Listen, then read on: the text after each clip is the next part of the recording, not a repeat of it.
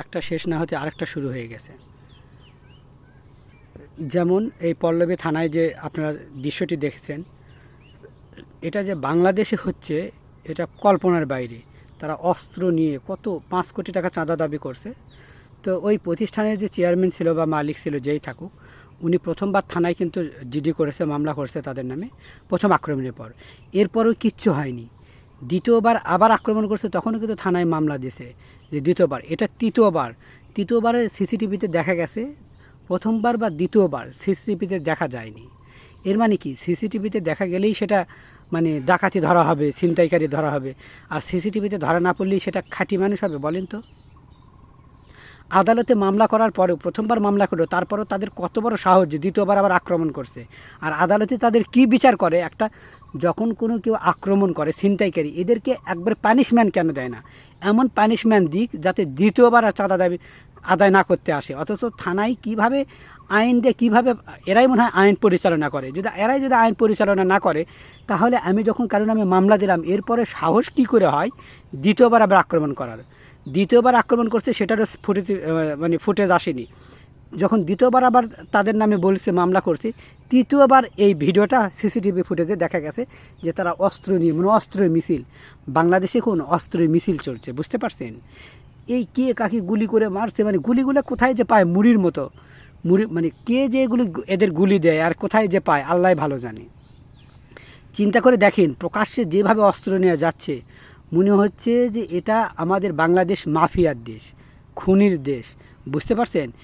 এইভাবে অস্ত্র নিয়ে যদি কোনো মানুষের কাছে যায়, মানুষ তো এমনি মারা যাবে। চিন্তা করে দেখেন, এই চাঁদাবাজি, এদেরকে কেউ রুখতে পারে না। চাঁদাবাজি কেউ এমন কোনো কাউকে পায়নি, সরকারকে পায়নি যে এদেরকে নিয়ে ভাবে।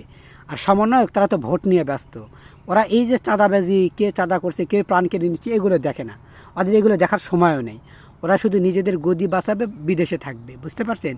বাংলাদেশে যে এখন বর্তমান যে যুদ্ধ চলছে, গৃহযুদ্ধ, এটা যে কিভাবে বন্ধ করতে হবে কেউই খবর রাখে না। শুধু রাখছে কি জানেন, এই গৃহযুদ্ধের পিছনে ওরাই দেয়। ওই যে একবার একে দোষ, একবার ওকে দোষ। কিন্তু তোরা কাজ কী করলি? তোরা কোনো বড় বড় কাজ করছিস? তোদের দ্বারা বড় বড় কোনো কাজ দেখা যাচ্ছে? একটা কোনো বড় কাজ তোদের দেখা যাচ্ছে না। একটাই কাজ দেখা যাচ্ছে, তোরা কীভাবে এনসিপি দলকে ক্ষমতায় নিয়ে যাবি, কীভাবে শাপলা ফুল মার্কা নিবি, এই নিয়ে তোদের মাথা ব্যথা। বাংলাদেশের মানুষ যে কতটা ভয়াবহ অবস্থায় আছে, এই যে সিসি ক্যামেরায় কতগুলো ভিডিও আসছে, তাহলে সিসি ক্যামেরা ছাড়া লক্ষ লক্ষ কোটি কোটি জায়গা আছে যেগুলোতে প্রতিদিন, প্রতি ঘন্টায়, প্রতি মিনিটে চাঁদাবাজি হয়। সেইগুলো না তোদের কোনো মাথা ব্যথা নেই।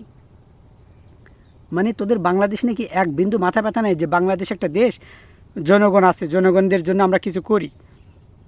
দল যার দেশ তার, গদি যার দেশ তার, বুঝতে পারছেন? গদিতে যে থাকবে সে দেশ, আর গদিতে যে থাকবে না তারা তো ওই যে রাজাকার, তারপরে তারা জঙ্গি। তো জঙ্গিরা তো যুদ্ধই করবে। ওদের যুক্তি অনুযায়ী তো ঠিকই আছে যে তারা বাংলাদেশের যুদ্ধ চলবে, কারণ গদি যার দেশ তার, বাদ বাকি সব রাজাকার। সবাই রাজাকার। রাজাকারের শাস্তি কী হয় জানেন না? চিন্তা করা যায় এমন দৃশ্য যে গুলি নিয়ে, বন্দুক নিয়ে, একবারে অস্ত্র নিয়ে, বড় বড় রামদা বলেন, হাসা বলেন, এরকম ছোড়া নিয়ে একবারে যাচ্ছে। মগের মূল্য করে ভাই, বাংলাদেশ আর দেশ নেই। যুদ্ধ শুরু হয়ে গেছে বাংলাদেশে, আপনারা কেন বুঝতেছেন না? এটা যুদ্ধ শুরু হয়ে গেছে, গৃহযুদ্ধ, ঘরে ঘরে যুদ্ধ। এই ঘরে ঘরে যুদ্ধ লাগাই তো দেশটা একবারে তছনছ হয়ে যাবে, শেষ হয়ে যাবে। মানুষকে এভাবে মারলে মানুষ তো আইন নিজের হাতে তুলে নিবেই, তখন তার করার কিছু থাকবে না। সরকার এখনও বলছি সময় আছে, আপনারা সেনাবাহিনীকে দিয়ে দেন, সেনাবাহিনীকে মাঠে নামান, বুঝতে পারছেন? এছাড়া তো কোনো পথ দেখতে পায় না রে ভাই। দেশের যুদ্ধ লেগে গেছে, আর করার কিচ্ছু নেই।